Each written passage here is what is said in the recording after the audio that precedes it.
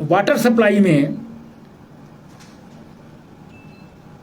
5 project जो हैं वो 18 से पहले लिए थे, जिसमें केवल 11.30 करोड़ जो है वो खर्चा हुआ था। 18 के बाद जो है वो 7 कंपोनेंट लिए, जिसमें 39.37 करोड़ खर्चा हुआ है। सीवरेज और सेप्टेज इत्यादि के लिए जो है मैनेजमेंट के लिए 18 से पहले 2 थे, जिसमें 1.2 करोड़ खर्चा हुआ, लेकिन उसके बाद 5 लिए हैं, जिसमें 34.99 जो है वो खर्च हुआ है। इसी प्रकार से जो है स्टॉर्म वेस्ट ड्रेनेज है, अर्बन ट्रांसपोर्ट एक ही प्रोजेक्ट लिया था, जिसमें 3.07 जो है वो खर्च हुआ था, लेकिन 18 के बाद 5 प्रोजेक्ट जो है वो हाथ में लिए हैं, जिसमें 30.75 करोड़ रुपया खर्चा हुआ है।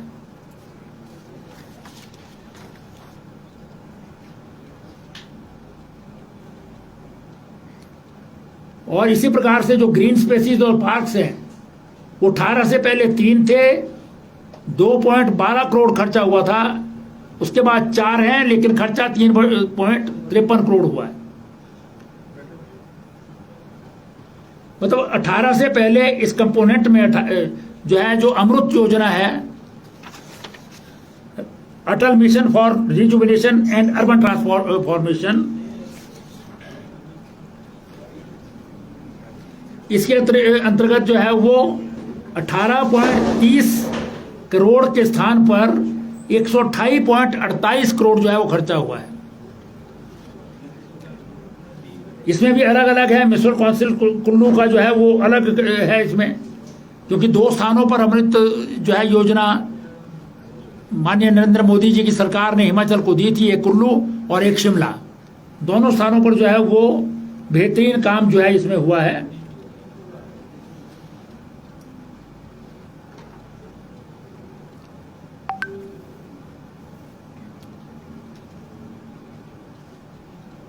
आप अगर फाइनेंशियल कंपैरिजन करेंगे तो 2018 से पहले जो है वो टोटल जो प्रोजेक्ट्स का जो है वो खर्च था ओवरऑल वो 68.02 करोड़ था, 68 करोड़।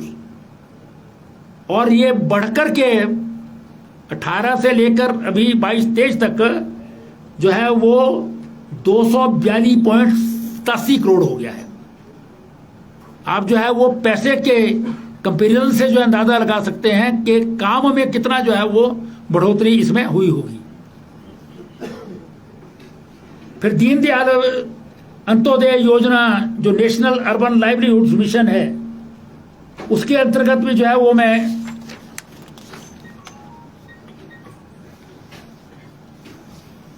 इसमें डिफरेंट कंपोनेंट्स हैं, जिसमें जो है वो अलग अलग कंपोनेंट्स पर जो है वो पहले क्या मिलता था। हालांकि पैसा जो है वो उस वक्त भी केंद्रीय सरकार नरेंद्र मोदी जी की सरकार थी, क्योंकि 14 के बाद ही ये काम शुरू हुआ है, उसमें पैसा मिलता था। लेकिन 18 के बाद जो है वो पैसा बढ़कर के जो है वो इसमें मिलना प्रारंभ हुआ है, जिसके कारण जो है वो इस कंपोनेंट में जो है वो डिफरेंट कंपोनेंट्स में बहुत ज़्यादा जो है दुगने से भी ज़्यादा जो है इजाफा हुआ है। ये कंपैरिजन मैं इसके लिए दे रहा हूँ आपको, सेंट्रल गवर्नमेंट की जो स्कीम्स हैं उसमें भी जो है वो डबल इंजन की सरकार का क्या बेनिफिट है, ये आप इन फिगर्स से जो है अंदाजा लगा सकते हैं। किसी भी प्रकार की योजना जब केंद्र और प्रदेश की जो है वो एक रूपता होगी और केंद्र को ये विश्वास होगा कि प्रदेश में काम हो रहा है, तो वहां से जो है वो प्रोजेक्ट बेस्ड जो है वो फंडिंग होती है। लेकिन उसमें यूटिलाइजेशन सर्टिफिकेट्स देने होते हैं और तब जाकर के वो पैसा मिलता है। तो इसलिए ये कंपैरिजन जो है वो आपको कंप्लीट जो है वो ये बताएगा कि हिमाचल प्रदेश में अर्बन डेवलपमेंट के क्षेत्र में केंद्रीय सरकार द्वारा जो है वो कितनी मदद की गई और उसके अनुरूप जो है वो प्रदेश में कितना जो है वो काम जो 2017 से पहले था और उसके बाद जो है 2023 तक का जो अब ये कार्य है उसमें कितना काम जो है हुआ है, ये सारे फिगर्स जो है शो करते हैं। इसी प्रकार से इसकी प्रधानमंत्री आवास योजना है, housing for all urban, this is called as PMAY HFA urban. इसके अतिरिक्त जो है वो 2018 से पहले जो हाउस अप्रूव हुए वो 5061 थे, लेकिन उसमें जो है वो सिर्फ 179 कंप्लीट हुए। 18 के बाद 5348 जो है अप्रूव हुए और 5677 कंप्लीट किए। मतलब अननेसेसरी जो है वो अप्रूवल जो कंप्लीट ना हो सके ऐसी कोई अप्रूवल नहीं दी गई। अप्रूवल जिनको दी गई वो कंप्लीट भी हुए हैं। ये इसमें जो है वो अर्बन डेवलपमेंट डिपार्टमेंट के द्वारा जो है किया गया। फिर इस के अंतर्गत जो है जो रूटीन काम है, मैं उनका वर्णन नहीं कर रहा हूं। सेंट्रल गवर्नमेंट से जो है वो हिमाचल प्रदेश को 2 नगरों को स्मार्ट सिटी मिशन के अंतर्गत लिया गया। मतलब ये भी हमारे लिए जो है एक डिस्टिंक्शन की बात है। केंद्रीय सरकार जब से जो है नरेंद्र मोदी जी के नेतृत्व में बनी है, उसके बाद अमृत मिशन शुरू हुआ, उसमें भी 2 शहर हिमाचल प्रदेश के थे, शिमला और कुल्लू। और स्मार्ट सिटी मिशन प्रारंभ हुआ, उसमें भी 2 शहर हैं, शिमला और धर्मशाला। डिटेल्स जो है उसकी मैं फिर से आपके साथ शेयर करूंगा। आज जो है मैं मतलब आपको बता रहा हूं कि धर्मशाला स्मार्ट सिटी में 2018 से पहले, जबकि ये 16 में सैंक्शन हो गई थी, लेकिन इम्प्लीमेंटेशन में जो है वो उस समय की सरकार और उस समय की वहां की जो हमारी नगर निगम थी, उसमें केवल मात्र जो है 4 प्रोजेक्ट्स जो है वो शुरू किए गए, इनिशिएट किए गए। लेकिन 2018 के बाद जो है वो 19 प्रोजेक्ट कंप्लीट कर दिए हैं हमने। उस वक्त तो केवल 4 ही इनिशिएट होते, बाकी सब जो है वो बाद में इनिशिएट भी हुए और कंप्लीट भी हुए।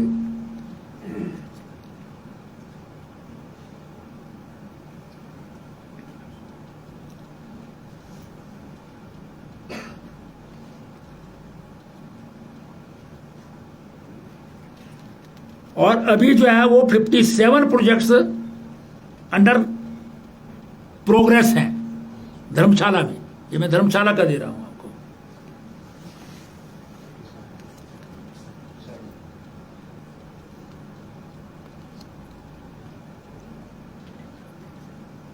(2018) से पहले यूटिलाइजेशन केवल मात्र 11.54 करोड़ की थी, 11.54 करोड़। लेकिन अब जो यूटिलाइजेशन है वो लगभग 315 करोड़ की है, जो 18 के बाद हुई है फंड्स की यूटिलाइजेशन।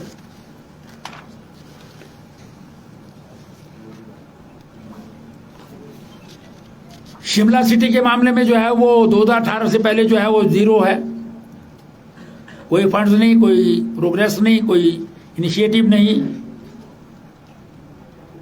और आज जो है वो हमने 57 जो है वो कंपोनेंट्स कंप्लीट कर दिए हैं, 159 कंपोनेंट्स अंडर प्रोग्रेस हैं।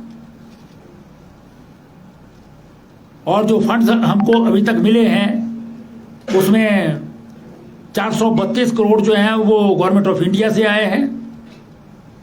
टोटल 432 करोड़ मिला है, जिसमें गवर्नमेंट ऑफ इंडिया से 243 करोड़ है और गवर्नमेंट HP का जो है 189 करोड़ है।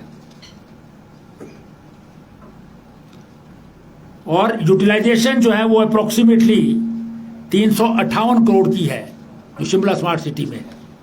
डिटेल्ड डिस्कस में अलग से आपके साथ स्मार्ट सिटी शिमला पर जो है वो करूंगा, क्या क्या कंपोनेंट बनाए हैं, क्या क्या हुआ है।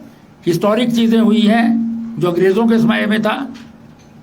उसके बाद पहली बार हिमाचल प्रदेश की राजधानी में जो है वो आप नई नई चीज़ें देखेंगे, जिसकी आप रिपोर्टिंग रोजाना करते हैं।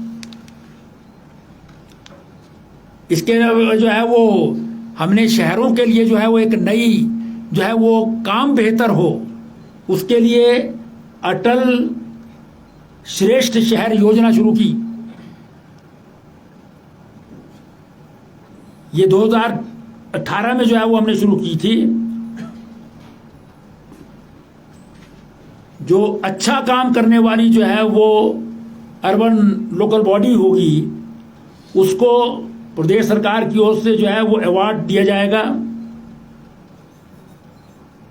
और अवार्ड का जो अमाउंट है वो 25 लाख से लेकर 125 लाख तक है।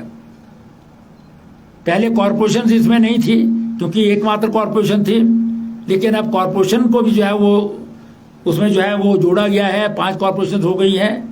तो अभी हमने जो है वो पिछले 2 वर्षों के अवार्ड्स मनाली में दिए हैं बेस्ट शहर के लिए, first, second, third, 25 lakh, 50 lakh, 75 lakh, 1 crore, जिससे वो अपने शहर में अपने नगर में जो है वो काम भी कर सकते हैं, बेहतर काम कर सकते हैं।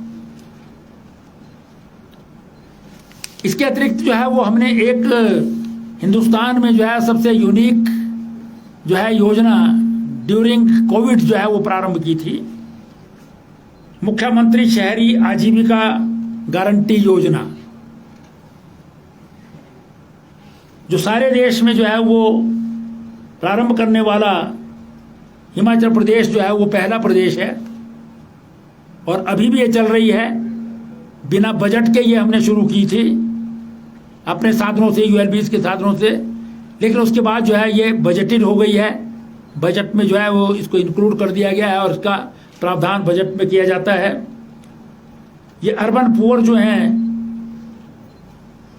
उनको लिए ये योजना जो है वो प्रारंभ की गई है, जो बहुत बढ़िया जो है हिमाचल प्रदेश में चल रही है।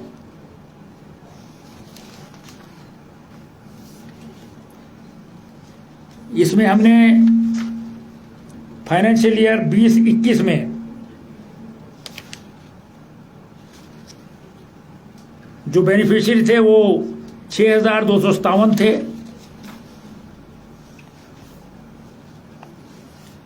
उसके बाद जो है वो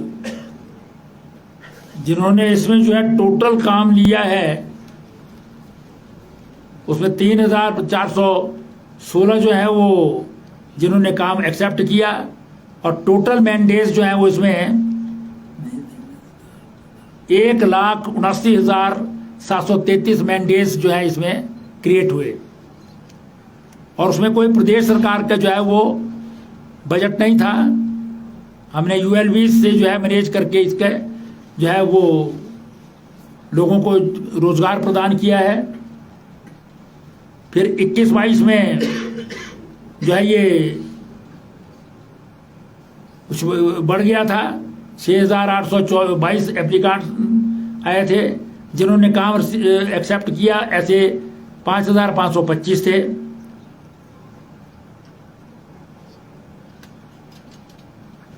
और इसमें फंड जो है जो बजट कर दिया था 4 करोड़ का बजट जो है इसमें प्रदेश सरकार ने दिया, बाकी यूएलबीज ने पेड किया जो कम पड़ा। इसी प्रकार से 22-23 में जो है वो अभी चल रहा है। इसमें जो है वो टोटल जो फंड्स रिलीज किए हैं वो 8,59,99,500 रुपये हैं, और मैंडेट जो जनरेट हुए हैं वो 4,54,000 हुए हैं इसमें। तो एक बहुत यूनिक जो है वो नई योजना जो है ये हिमाचल प्रदेश में प्रारंभ की गई है, और अब बजटेड हो गई है ये। इसके अलावा जो है पार्किंग्स जो है वो अर्बन डेवलपमेंट डिपार्टमेंट के द्वारा जो है वो उसकी फंडिंग की जाती है, जो सब यूएलबीज को हम 50-50 की रेशो में देते हैं। 50% जो है वो अर्बन लोकल बॉडीज करती हैं, और 50% जो है वो अर्बन डेवलपमेंट डिपार्टमेंट जो है वो प्रदान करता है।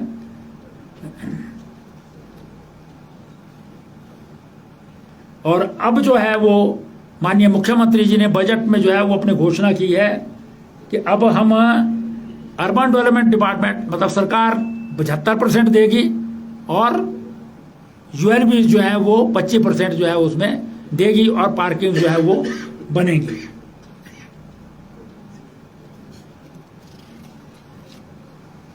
अगर इसका जो है वो आप नजर लगाएंगे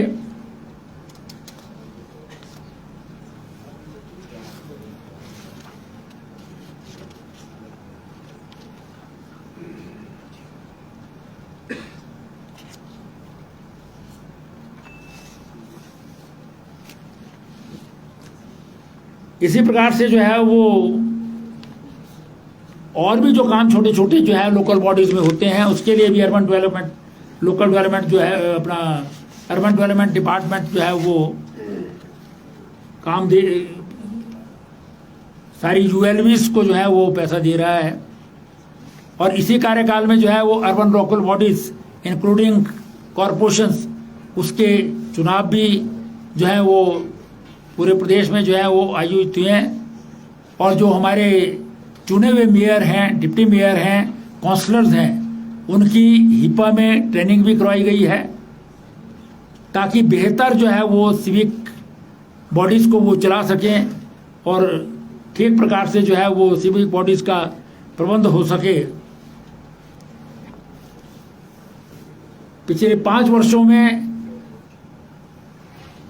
पूरे प्रदेश की अगर आप सिविक बॉडीज को देखेंगे including two corporations of smart cities तो उसमें जो है वो कई गुना अधिक काम हुआ है,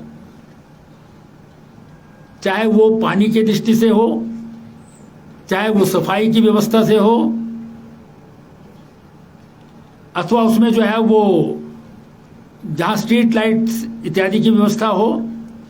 उन सब में जो है वो जो नई नई नगर पंचायत भी बनी हैं उनको भी फंड्स जो है प्रोवाइड किए गए हैं ताकि बेटर सिविक एमिनिटीज जो है वो लोगों को मिल सके। और इस दृष्टि से जो सिविक बॉडीज के हमारे एम्प्लॉयज हैं, विशेष रूप से जो है वो गार्बेज कलेक्टर्स हैं या सफाई कर्मचारी हैं, उन्होंने ड्यूरिंग कोविड डेज जो है बहुत बेहतरीन काम किया है, बहुत अच्छा काम किया है। उनको उसी अनुरूप जो है वो इनाम से भी नवाजा गया है। मैं समझता हूं कि फ्यूचर इंडिया में शहरीकरण जो है वो तेजी से बढ़ रहा है और हम इसको जो है वो एक चुनौती के रूप में नहीं वरन हम इसको एक अवसर के रूप में जो है वो लेकर के शहरों में रहने वाले जो हैं वो जो लोग हैं जो कोई रोजगार की दृष्टि से यहाँ पर आता है, बहुत सारे स्थानों से गांवों से पलायन हो रहा है, या फिर सबसे अधिक हिमाचल प्रदेश में लोगों की आर्थिक स्थिति में जो है वो बहुत इजाफा हुआ है, जिस कारण से जो है वो अपने बच्चों की जो है पढ़ाई की दृष्टि से या बेहतर एमिनिटीज प्राप्त करने की दृष्टि से शहरों में आ रहे हैं। और बेटर प्रबंधन का ही परिणाम है कि शिमला ईज ऑफ लिविंग में सारे हिंदुस्तान में नंबर 1 रहा है, ये आपको जानकारी है इसकी। इसी प्रकार से जो है वो नीति आयोग के पैरामीटर्स जो रहे हैं, 16 पैरामीटर्स पर उन्होंने सर्वे सारे हिंदुस्तान में किया और ऐसे 56 शहरों का सर्वे किया। उन 56 शहरों में भी शिमला जो है वो प्रथम स्थान प्राप्त किया, चंडीगढ़ ने द्वितीय स्थान प्राप्त किया और कोयम्बटूर ने तीसरा स्थान प्राप्त किया। इस बात से आप अंदाजा लगा सकते हैं कि ठाकुर जयराम जी की सरकार जो है वो शहर में रहने वाले लोगों की अथवा गांव से शहर में आने वाले जो हैं वो जो यहाँ पर जन आती है उन सब की बेहतरी के लिए जो है वो बजट का प्रावधान भी ज़्यादा कर रहे हैं और केंद्रीय सरकार से भी जो है वो इन शहरी निकायों को चलाने के लिए और बेहतर प्रबंधन के लिए अधिक जो है फंड्स प्राप्त हो रहे हैं। जो अमृत मिशन पहले 1 या 2 शहर तक सीमित होता था, अब उसका सेकंड फेज जो है वो केंद्रीय सरकार ने लॉन्च किया है, माननीय प्रधानमंत्री जी ने, और उसके अंतर्गत पूरे प्रदेश जो है वो अमृत योजना के अंतर्गत आएगा, जो हमारा शहरी क्षेत्र है। और सीवरेज और पानी की व्यवस्था उन शहरों में अमृत के अंतर्गत जो है वो की जाएगी। अभी शिमला में जो है वो स्मार्ट सिटी मिशन के अंतर्गत या पुराने अमृत के अंतर्गत जो है सीवरेज की व्यवस्था की गई है। 100% जो है वो कवरेज है। शिमला शहर को छोड़ करके पानी की सारे शहरों की व्यवस्था अमृत मिशन के अंतर्गत होगी, जिसमें हिमाचल प्रदेश को 252 करोड़ रुपए जो है वो शहरी क्षेत्रों के जो है वो सीवरेज और पानी की व्यवस्था के लिए जो है वो अलग से अमृत फेज 2 में दिया गया है। इसी तरह से जो है वो हमने कुछ जो है वो टाउन एंड कंट्री प्लानिंग है, हालांकि ये शहर और गांव दोनों में एप्लीकेबल होता है, लेकिन इसमें भी हमने शहर में पार्किंग की जो सबसे बड़ी समस्या है उसके लिए हमने अपने रूल्स में जो है वो अमेंडमेंट की। पहले से रूल बना हुआ था, आप एसेट एक्ट में कोई पार्किंग नहीं कर सकते हैं, लेकिन हमने अमेंडमेंट करके जो है वो ओपन टू द स्काई जो है वो पार्किंग सभी शहरी क्षेत्रों में जहां टीसीपी लगता है उसके अंतर्गत दी है। और सभी जो है वो अधिकांश शहरों की जो है वो डेवलपमेंट प्लान्स नहीं बनी थी, हमने उसके लिए जो है वो कंसल्टेंट हायर करके जिस भी शहर की प्लान नहीं बनी थी वो प्लान्स जो है वो हमारी बन करके तैयार हुई और कैबिनेट से अप्रूव हुई हैं और लागू हो गई हैं। शिमला शहर की जो 1979 से आज तक नहीं बनी थी वो भी हमने जो है वो साइंटिफिक तरीके से जो है बना करके अप्रूव कर दी थी, लेकिन दुर्भाग्यवश जो है वो एनजीटी में जो है वो लिटिगेशन में है अभी। इस प्रकार से जो है वो शहरी क्षेत्र में ईज ऑफ लिविंग हो, वहां पर रहना जो है वो सुगम हो, इसको ध्यान में रखते हुए जो है वो अर्बन डेवलपमेंट और टाउन एंड कंट्री प्लानिंग को जो है वो स्ट्रेंथन किया जा रहा है।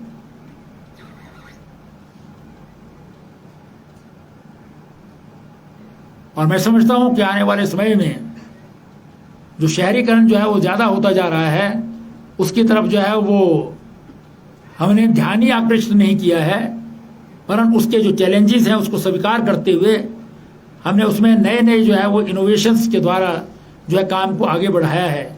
और मैं ये दावे के साथ कह सकता हूं कि आज तक के हिमाचल प्रदेश के इतिहास में कोई भी 5 साल का पीरियड जो है वो निकाल दें और 5 साल का पीरियड हिमाचल जो है वो जयराम सरकार का निकाल दें, उसमें जो है वो अर्बन डेवलपमेंट में जो है वो कई गुना ज़्यादा जो है वो बेहतर और ज़्यादा काम जो है वो इस रजीम में हुआ है। आज के लिए मैं समझता हूँ कि इतना ही काफ़ी है। भारद्वाज जी, कांग्रेस लगातार आरोप लगा रही है। भारद्वाज जी जी जी कांग्रेस लगातार आरोप लगा रही है कि जो स्मार्ट सिटी के तहत काम, स्मार्ट सिटी का अलग से मैं आपके साथ बात करूंगा, मैंने पहले कहा है। शिमला के बारे में बात की है, उन्होंने पैसे का मिसयूज बताया कि फिजूल खर्ची की जा रही है। वो ठीक है, उनको लग रहा है ना फिजूल खर्ची, उन्होंने अपनी बड़ी बड़ी कोठियां बना रखी हैं। मैं इस पर जो है कुछ भी जब स्मार्ट सिटी पर बात करूंगा तो मैं आपसे बात करूंगा, भारद्वाज जी, मैं हर एक का जवाब दूंगा। भारद्वाज जी, 2 छोटे से प्रश्न है। एक तो ये कि जो आपने डोमेस्टिक मीटर्स किए, एक बहुत इनिशिएटिव अच्छा था, उसमें कितने this is also one of the achievements. जो बिजली के मीटर्स हुए हैं वो उसमें शिमला में 25,000 जो है वो एप्लीकेशंस आई हैं। शिमला में 25,000। इनके सवाल का जवाब दे दिया ना, बहुत अच्छा बोल रहे थे ये। और एनजीटी को लेकर अभी प्रेजेंटली क्या स्टेटस है गवर्नमेंट किसका? एनजीटी का देखिए, जो ओरिजिनल ऑर्डर पहले का ऑर्डर है वो सुप्रीम कोर्ट में पेंडिंग है, उसमें हमने अपील कर रखी है एनजीटी के खिलाफ। उसमें अब 2 ऑप्शंस हैं कि या तो सुप्रीम कोर्ट उसको टेकअप करे अथवा हम उसको विड्रॉ करके हाई कोर्ट में लाएं। लेकिन क्योंकि वो ऑलरेडी सुप्रीम कोर्ट में लंबित है, बिना सुप्रीम कोर्ट के परमिशन से नहीं हो सकता, उसके खिलाफ हम जो है लड़ रहे हैं सुप्रीम कोर्ट में। और जो दूसरा ऑर्डर पे ये लाया गया है उसके खिलाफ हमने हाई कोर्ट में जो है वो रिट पिटीशन फाइल कर रखी है, क्योंकि सुप्रीम कोर्ट की लेटेस्ट जजमेंट्स जो हैं वो किसी भी ट्रिब्यूनल के खिलाफ हाई कोर्ट को अंडर आर्टिकल 226, 227 जो है वो संज्ञान लेने का अधिकार देती है, क्योंकि हाई कोर्ट्स कॉन्स्टिट्यूशनल कोर्ट्स हैं और हायर हैं ट्रिब्यूनल से। इसलिए वो ऑलरेडी जो है वो हमारी हाई कोर्ट में हमने अभी रिट फाइल कर दी है। हम एक्सपेक्ट करते हैं कि अच्छा डिसीजन होगा उसमें। तो जनता कब तक उम्मीद रखे इस पे? देखिए ये तो कोर्ट से पूछा जाना चाहिए ना। हम जो है वो हमेशा तैयार, हमने इसके लिए वकील जो है वो हायर कर रखे हैं, गवर्नमेंट लॉ ऑफिसर्स के अलावा भी। सुप्रीम कोर्ट में भी हमने सॉलिसिटर जनरल को एंगेज कर रखा है प्राइवेट काउंसिल के रूप में। तो हिमाचल सरकार की इंटेंशन बड़ी क्लियर है, लेकिन मैं एक बात बताना चाहता हूं आपको कि बहुत सारे जो है जीरकपुर, पंजाब इत्यादि के जो बिल्डर्स हैं वो इस प्रकार की जो है लिटिगेशन में हिमाचल प्रदेश के जो कानून है या हिमाचल प्रदेश में कोई मकान इत्यादि जो ना बन सके, इस प्रकार की लिटिगेशन जो है उनके द्वारा जो है वो की जाती है, जिनका हिमाचल के लोगों से कोई संबंध नहीं होता है। वो रिट जो है वो कहीं एनजीटी में या कहीं और जगह जो है कर लेते हैं। अब रूल ऑफ लॉ है तो हम जो है वो कोर्ट्स के डिसीजन, चाहे वो ट्रिब्यूनल्स के हों, कोर्ट्स के हों, उसको रूल जो है एज पर लॉ ही उनको निरस्त करा सकते हैं। उसमें जो है कोई नया कुछ जो है वो सरकार जो है वो नहीं कर सकती। इसलिए हम कोर्ट में जो है वो पूरी शिद्दत के साथ, पूरे जोर के साथ, पूरा पैसा खर्च करके जो है कर रहे हैं, काम कर रहे हैं। भारद्वाज जी, आपने बिजली के कनेक्शन विदाउट एनओसी किए, क्या कोई पानी के कनेक्शन भी विदाउट एनओसी करने का प्रपोजल है एसडीएम जल प्रबंधन निगम में? अभी प्रपोजल नहीं है, लेकिन हमने पानी के जो है वो टेनेंट्स इत्यादि कोई भी लेना चाहे उनको अलाउ कर दिया है, वो भी ले सकते हैं। उसमें जो है फायदा भी है जनता का, क्योंकि बिल जो है वो स्लैब पर आता है पानी की कंजप्शन पर। अगर मीटर अलग अलग होंगे तो स्लैब कम होगा, आपका बिल जो है वो बहुत कम आएगा। अगर जो है वो इकट्ठा जो है वो मीटर होगा तो उससे जो है वो पानी का बिल ज्यादा आएगा। इसलिए हमने ये सबको मीटर देने का जो है अधिकार दे दिया है, और बिजली में तो जो है वो बिना एनओसी के दे दिया है। सर, स्वच्छता सर्वेक्षण आ रहा है, शायद 1 तारीख को रैंकिंग आएगी, क्या उम्मीदें हैं हिमाचल? देखिए वो अलग अलग उसमें जो है वो पैरामीटर्स होते हैं, अलग कारण होते हैं, उसमें क्या रैंकिंग आएगी ये मैं नहीं कह सकता। लेकिन कोशिश हमारी है कि हम जो है बेहतर काम करें। केवल मात्र रैंकिंग से जो है वो किसी व्यवस्था की जो है वो स्थिति मालूम नहीं की जा सकती। उसमें कोई भी रैंकिंग आएगी, क्योंकि काम तो यूएलबीज करती है ना। सर, अब कुछ दिनों के बाद अब आप चुनाव में चले जाएंगे, तो आपका कोई ऐसा ड्रीम रहा हो जो काम नहीं कर पाए या अभी काम कर रहे हैं, सेटिस्फाई है? देखिए मैं बताता हूँ, फिर मेरे से जो है वो मैं वो सारी अलग प्रेस कॉन्फ्रेंस जो शिमला के बारे में स्मार्ट सिटी पर करूंगा उसमें मैं बताऊंगा आपको। ऐसे जो है बहुत सारे चीजें हो सकती हैं। कुछ इमारतें ऐसी है जो असुरक्षित घोषित की गई है, परंतु खाली वो अभी तक नहीं हुई। सरकार कमजोर है या प्रशासन? नहीं, खाली नहीं कराई जा सकती है। वो कानून पढ़िए आप लोग, कानून में व्यवस्था है असुरक्षित घोषित करने की, और उसके बाद जो है फिर वो जिसकी है वो खाली करा सकता है उसको। वो असुरक्षित घोषित करते हैं, फिर कोर्ट में जाते हैं, कोर्ट उसके आधार पर जो है वो किसी को खाली कराता है। तो इसलिए इसमें सरकार जो है वो डेंजरस हो जाए बहुत ज़्यादा तो उसमें जो है वो कार्रवाई करती है, लेकिन इसके बहुत सारे कारण होते हैं कि असुरक्षित क्यों घोषित होती है। मतलब किसी हादसे के बाद जागेंगे तो ऐसा नहीं है, वो तो बहुत सारे लोग हैं जो ऐसे ही जागते हैं, लेकिन सरकार जो है वो जागरूक हमेशा रहती है, इसीलिए सुरक्षित घोषित कराती है। लेकिन उसके लिए जो है वो कानून बने होते हैं, कानून के बाहर जाकर के आप जबरदस्ती नहीं कर सकते। अगर आप जबरदस्ती करेंगे तो आपका प्रश्न दूसरा हो जाएगा कि जी आपने जबरदस्ती क्यों की। तो तो इसलिए जो है ये खबर बनाने के लिए आपकी बात ठीक है, लेकिन जो एक्चुअल में जो है वो जिंदगी चलती है, सरकार चलती है, ये सब जो है वो अलग पैरामीटर्स पर चलते हैं। सर, कल शाम से एक और चर्चा चल रही है, जब से हर्ष महाजन भाजपा में है, ये भी कहा no political question sir, only शहरी। मेरा सवाल ये है कि स्मार्ट सिटी के अलावा भी किस अलग मदों से शिमला शहर में जो डेवलपमेंटल कार्य हो रहे हैं, ऐसे भी है कोई? निश्चित रूप से ये जो मैंने बताया ना, अर्बन डेवलपमेंट का जो पैसा आया है, ये जो नगर निगम को पैसा दिया गया है, ये अर्बन डेवलपमेंट द्वारा दिया गया है। उनकी तनख्वाहें इसी से चलती हैं, उनके जो बहुत सारे जो म्यूनसिपल फंड से काम होते हैं वो उसी